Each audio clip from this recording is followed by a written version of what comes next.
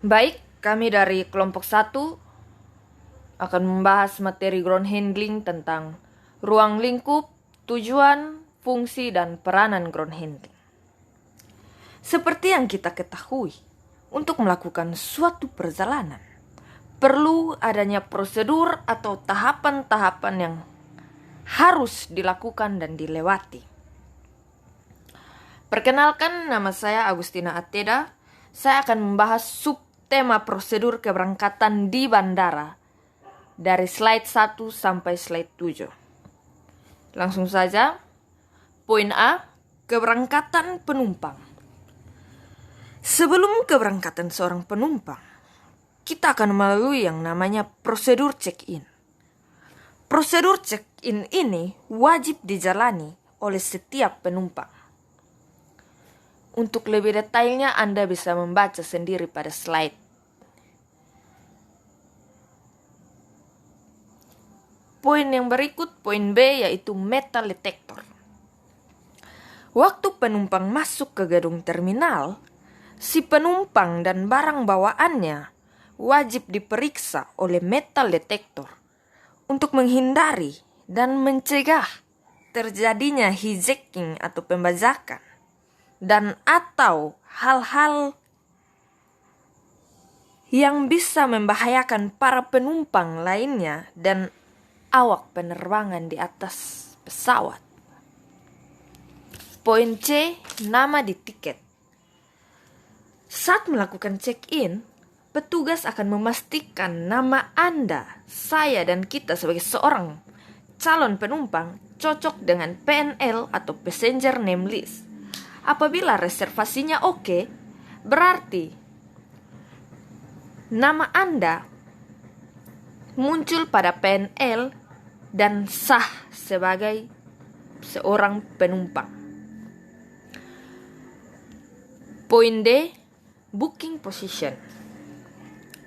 Anda dapat memesan tiket pada booking position. Secara yang kita tahu dan kita sadari bahwa booking position ini bukan hanya berada di bandara semata, tapi sekarang sudah banyak agen dan para calon tiket penerbangan dimanapun mereka ada. Anda bisa memesannya secara online. Yang berikutnya, poin E, password dan visa. Untuk penumpang domestik, harus membawa KTP atau kartu identitas lainnya, seperti SIM, mungkin kartu kesehatan, dan lain sebagainya. Sedangkan untuk penumpang internasional harus membawa paspor yang diperoleh dari kantor imigrasi dan visa dari kedutaan besar negara asing. Poin yang berikutnya adalah poin F, vaccination certificate. Ini diberlakukan khusus untuk penumpang internasional. Jadi, penumpang internasional juga harus mempunyai dan membawa vaccination certificate, yaitu buku berwarna kuning yang berisi catatan vaksinasi penyakit TCD atau penyakit lainnya. Dan buku ini dapat diperoleh dari kantor kesehatan. Sekian dari saya. Selamat pagi Pak, selamat pagi teman-teman. Perkenalkan, nama saya Alexandria Yuliana Mare. Saya dari kelompok 1. Di sini saya akan melanjutkan hasil presentasi teman saya sebelumnya, yaitu saya akan melanjutkan dari slide nomor 8 sampai dengan 14. Di sini akan membahas tentang bagasi. Bagasi memiliki dua macam bagasi milik penumpang, yakni yang pertama check-in baggage dan yang kedua unchecked baggage. Check-in baggage ini merupakan bagasi yang berupa koper yang dititipkan pada airline. Ini biasa dilakukan agar penumpang merasa nyaman dan santai saat perjalanan. Dan penumpang ini akan kembali mengambil barangnya tersebut ketika ia tiba di airport tujuan. Unchecked baggage atau cabin baggage merupakan tas yang dibawa sendiri oleh penumpang yang beratnya kurang lebih 7 kg, namun harus ditimbang terlebih dahulu. Tempat bagasi kabin di pesawat disebut overhead rack atau yang berada di bawah tempat duduk si penumpang. Unchecked baggage ini juga terdiri dari dua, yakni yang pertama carry-on baggage. Di sini carry-on baggage memiliki contoh-contoh seperti berikut. 1. Tas kecil atau beauty case. Nah, beauty case atau tas kecil ini di dalamnya berisi perlengkapan para wanita seperti make up dan lain sebagainya. Yang kedua, payung. Yang ketiga, selimut. Yang keempat, tongkat. Nah, tongkat ini biasanya digunakan oleh orang tua yang mana digunakan untuk menopang pada saat mereka berdiri atau pada saat mereka berjalan. 5. Buku bacaan. Di sini banyak penumpang pesawat yang akan merasa cepat bosan saat berada dalam pesawat. Di sini mereka memiliki solusi untuk menghilangkan rasa bosan atau penat mereka, yakni dengan membawa buku bacaan agar pada saat pesawat mulai lepas landas, nah di sini mereka mulai membaca untuk menghilangkan rasa penat mereka. Yang keenam, keranjang bayi. Yang bagian kedua, cabin baggage atau hand baggage. Contohnya seperti tas tangan yang biasa dibawa oleh para wanita. Free baggage allowance merupakan penumpang dewasa dan anak-anak di kelas ekonomi. Ini berhak membawa bagasi seberat 20 kg dengan tarif 75%. Dan untuk bayi, beratnya sebesar 10 kg dengan tarif 10%. Kedua, penumpang dewasa dan anak-anak di kelas eksekutif berhak membawa bagasi seberat 30 kg dan untuk bayi seberat 10 kg. Yang ketiga, apabila checked baggage ditambah unchecked baggage lebih dari 20 kg, maka penumpang tersebut harus membayar biaya excess baggage. Biaya ini sebesar 2% yang dihitung dari tarif ekonomi dikali berat kelebihannya. Pooling of baggage. Nah, di sini dikatakan bahwa apabila 2 orang atau lebih yang bepergian dengan tujuan yang sama dan check-in pada saat yang bersamaan, maka bagasi keduanya bisa dipulit atau digabungkan menjadi satu grup.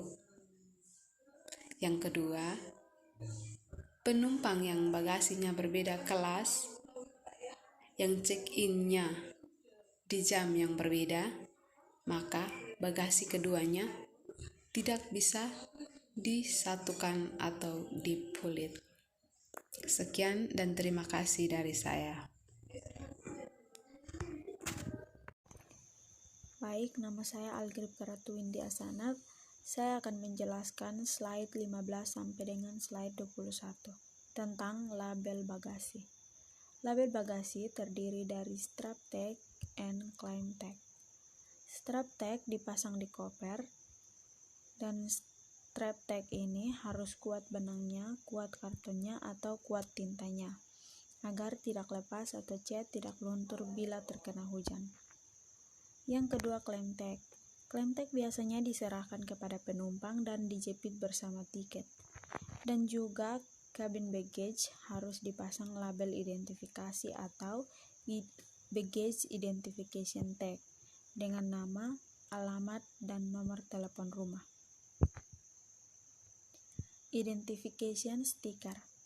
Identification sticker bertujuan untuk mencegah hilangnya bagasi yang tersesat di kota lain, maka setiap bagasi dianjurkan agar diberi stiker yang memuat nama, alamat, dan nomor telepon dalam bahasa Inggris.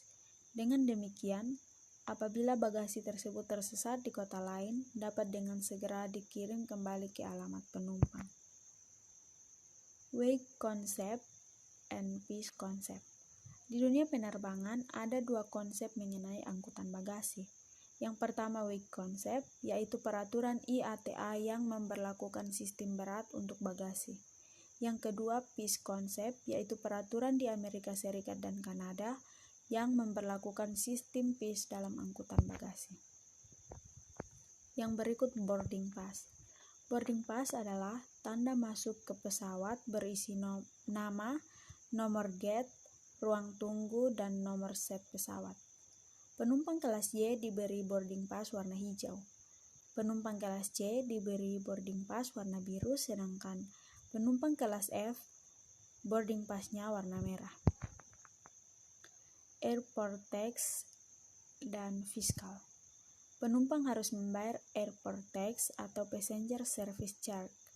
Di Jakarta 40.000 untuk domestic flight, dan untuk international flight Rp150.000.